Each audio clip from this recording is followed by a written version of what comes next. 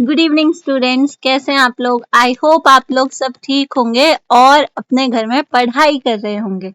तो हम लोग पढ़ रहे हैं पॉलिटिकल साइंस का चैप्टर 4। कल हमने बहुत सारे देशों के बारे में जाना था, बहुत सारी चीजें जानी थी उनके बारे में। आज हम लोग एक और देश के बारे में जानेंगे और वो देश है इंडिया। जानेंगे क्या, आप लोगों को तो ऑलमोस्ट पता ही होगा इस देश के बारे में, आप लोग इस देश के नागरिक हैं और नहीं पता है तो फिर शर्म करो, ठीक है। तो स्टार्ट करते हैं। इंडिया को इंडिपेंडेंस कब मिली थी? ये तो सवाल पूछने वाला बनता ही नहीं है, सबको पता है। 15 अगस्त 1947 इस दिन इंडिया को इंडिपेंडेंस मिली थी। इस दिन इंडिया आजाद हुआ था, ठीक है। इससे पहले वो गुलाम था अंग्रेजों का। तो इंडिपेंडेंस मिली, बट इसके साथ एक और चीज हुई थी, वो हुआ था पार्टीशन। पार्टीशन का मतलब होता है बंटवारा। उस टाइम पे इंडिया का बंटवारा भी हुआ था दो हिस्सों में। एक तो बना इंडिया और एक बना हमारा प्यारा दोस्त पाकिस्तान, ठीक है। और चलो पाकिस्तान तो बन गया। अब इंडिया में भी उस टाइम पे दो चीजें थी। एक तो प्रॉपर मतलब जो स्टेट्स थे वो थे, मतलब कुछ नॉर्मल स्टेट्स थे, और कुछ थे प्रिंसली स्टेट्स जो रजवाड़े थे, ठीक है। प्रिंसली स्टेट्स मतलब कुछ स्टेट्स ऐसे थे जहां पे प्रिंस या राजाओं का राज था। अब इनको हम लोग अलग से क्यों पढ़ रहे हैं? तो इनको अलग से हम लोग इसलिए पढ़ रहे हैं क्योंकि प्रिंसली स्टेट्स जो थे ना, जब इंडिया आजाद हुआ था तो उस टाइम पे वो लोग ना तो पाकिस्तान में मिलना चाहते थे ना वो इंडिया में मिलना चाहते थे, ठीक है। वो लोग चाहते थे कि वो लोग अपना एक अलग देश बनाए, आजाद रहें, बट ऐसा हो ना सका। आखिरकार उनको इंडिया में मिलना ही पड़ा। तो प्रिंसली स्टेट्स जो हैं वो आखिरकार इंडिया में मिल गए थे। अगर एग्जाम्पल आप लोग चाहते हो तो एग्जाम्पल के लिए हम लोग ले सकते हैं जम्मू कश्मीर, ले सकते हैं हैदराबाद, ले सकते हैं मणिपुर है, और भी बहुत सारे हैं जो प्रिंसली स्टेट्स थे जब इंडिया आजाद हुआ था और बाद में उसने ज्वाइन कर लिया इंडिया को। अब इंडिया के रिलेशंस पढ़ते हैं एक देश के साथ, इंडिया एंड चाइना। मैं आपको बता दूं ये बहुत इंपॉर्टेंट क्वेश्चन है, बहुत बारी एग्जाम्स में पूछा जाता है कि इंडिया और चाइना के रिलेशंस कैसे हैं, तो इस पे थोड़ा सा ध्यान दो। अच्छा है यार, इंटरेस्टिंग है, तुम्हें जानने को मिल रहा है अपने पड़ोसी देश के बारे में कि कैसे संबंध है, तो जान लो ना, आराम से अच्छे से जान लो, ठीक है। तो इंडिया और चाइना में एक एग्रीमेंट हुआ था जिसको कहा जाता है पंचशील एग्रीमेंट, जो कि हुआ था 1954 में। पंचशील एग्रीमेंट हुआ था 1954 में। इसको पंचशील एग्रीमेंट इसलिए कहा जाता है क्योंकि इसमें 5 प्रिंसिपल्स है, मतलब 5 वादे थे या 5 बातें कही गई थी, इसलिए इसको पंचशील एग्रीमेंट कहा जाता है, ठीक है। और क्या है, इंडिया और चाइना के इसमें म्यूचुअल नॉन एग्रेशन जैसी चीजें थी कि हम लोग कभी भी एक दूसरे से मतलब एक दूसरे को कभी परेशान नहीं करेंगे, ये सब, ठीक है। एक दूसरे के खिलाफ नहीं होंगे कभी, बट पता है ना वादे तो टूटने के लिए ही बने होते हैं, तो वो सारी चीजें थी। और ताकि कभी भी एक दूसरे के मामलों में इंटरफेयर नहीं करेंगे। आप लोगों को पता ही है कि इंडिया और चाइना का जो बॉर्डर है वो साथ में लगता है, बीच में नेपाल आता है, तिब्बत आता है।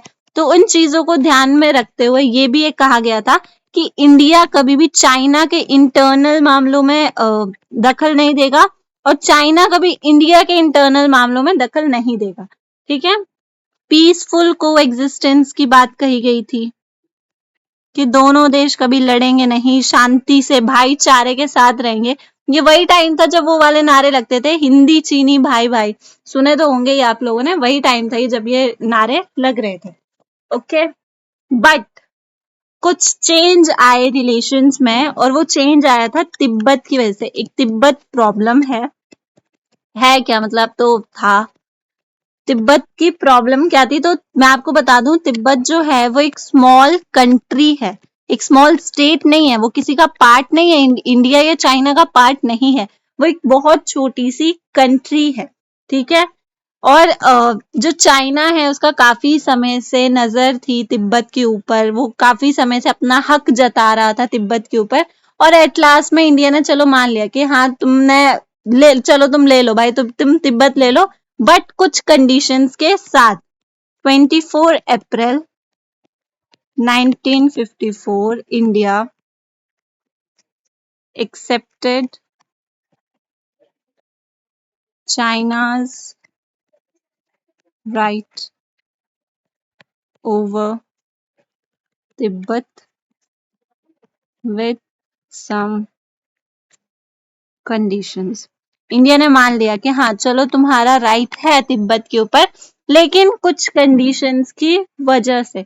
और चाइना ने भी प्रॉमिस कर दिया कि वो हमेशा तिब्बत का ध्यान रखेगा, मतलब तिब्बत को उसकी अलग पहचान देगा। कभी मतलब जो होता है ना दादागिरी वाला चीज, वो नहीं करेगा तिब्बत के साथ। बट मैंने जो बोला कि वादे तो टूटने के लिए बने होते हैं, तो सेम चीज ये हुआ कि चाइना ने अपना प्रॉमिस तोड़ा। उसने तिब्बत में मतलब अपनी दादागिरी करना चाही। तो कुछ टाइम के बाद तिब्बत में आर्म्ड रिबेलियन शुरू हुआ। मतलब तिब्बत ने चाइनीज रूल के अगेंस्ट में आवाज उठाई। ठीक है, कि वो लोग नहीं चाहते थे कि चाइना उनके ऊपर रूल करे। ठीक, वो ना थोड़ा सा बहुत, एक तो बहुत छोटा सा कंट्री है, बहुत छोटा कंट्री है।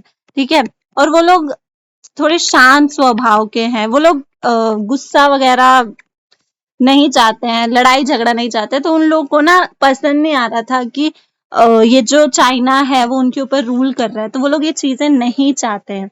तो जैसे जैसे अब तिब्बत ने उनके अगेंस्ट में आवाज उठाई है, तो चाइना चुप तो रहेगा नहीं, वो भी तो कुछ करेगा ही। तो ये जो सिचुएशन थी ना वो खराब होती जा रही थी। तो इस सिचुएशन को देखते हुए वहां के एक रिलीजियस लीडर थे, उनका नाम था दलाई लामा। वो इंडिया में आ गए थे और इंडिया ने भी उनको आने दिया, इंडिया ने भी नहीं रोका। तो इस वजह से चाइना को लगा कि जो इंडिया है वो उनके इंटरनल मामलों में दखल अंदाजी कर रहा है, मतलब इंडिया जो है वो इंटरफेयर कर रहा है उनके मामलों में। ठीक है, दलाई लामा जो कि एक रिलीजियस लीडर थे, वो 1959 में इंडिया आए थे। और इसकी वजह से चाइना को लगा कि इंडिया जो है वो इंटरफेयर कर रहा है। ठीक है, China thought that India is,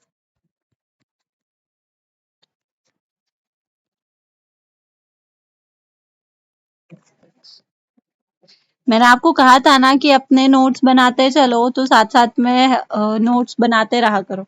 ठीक है, तो अब यहाँ पे भरोसा टूट गया था चाइना का। चाइना का मतलब थोड़ा सा हो जाता है ना अनबन, वैसा चीज हो चुका था।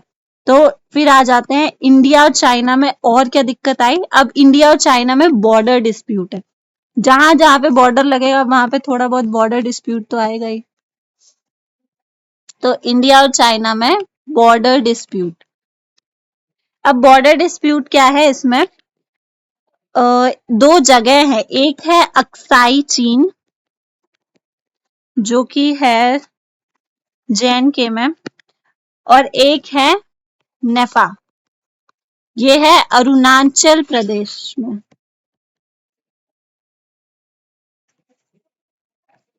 ये अरुणाचल प्रदेश में है और चाइना को लगता है कि ये जो दोनों जगह हैं ये चाइना को बिलोंग करती है, मतलब ये दोनों जगह चाइना की हैं। ठीक है, चाइना क्लेम करता है कि उसका राइट है इन जगहों पर। ठीक है, China claimed its right over these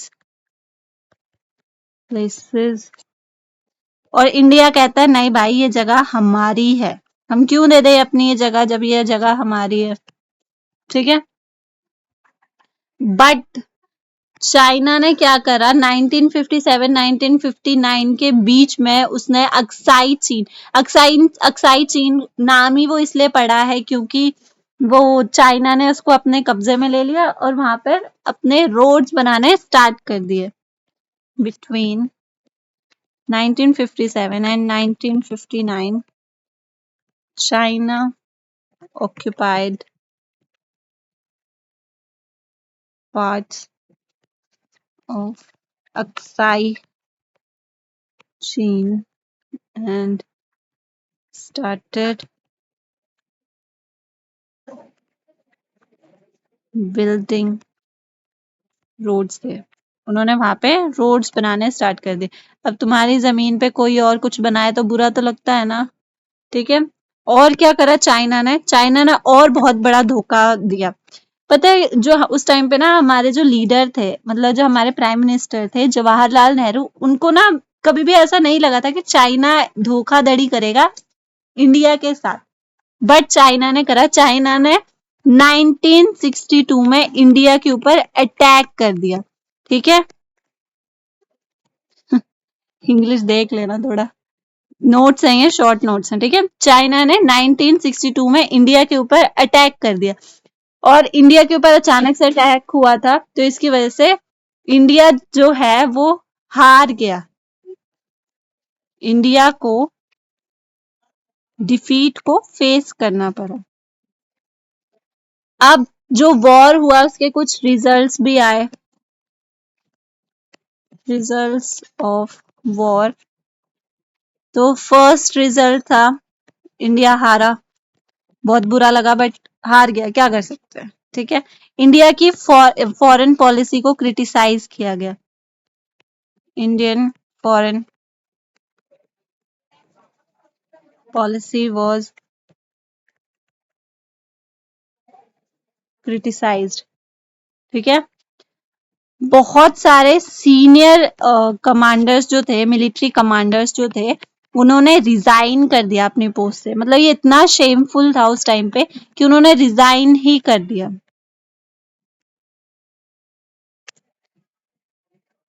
first time no confidence motion वाला लेटर जो था वो लाया गया against government.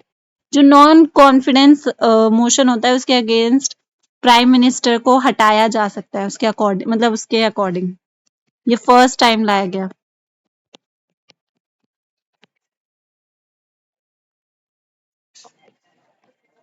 No confidence motion, इससे हमारे प्राइम मिनिस्टर को हटाया जा सकता है, ठीक है।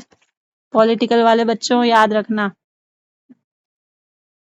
कम्युनिस्ट पार्टी जो थी वो डिवाइड हो गई। अब कम्युनिस्ट पार्टी क्यों डिवाइड हुई उस वॉर के बाद, क्या रीजन रहे, तो वो सारी चीजें हम लोग पढ़ेंगे डिटेल में आगे के चैप्टर में।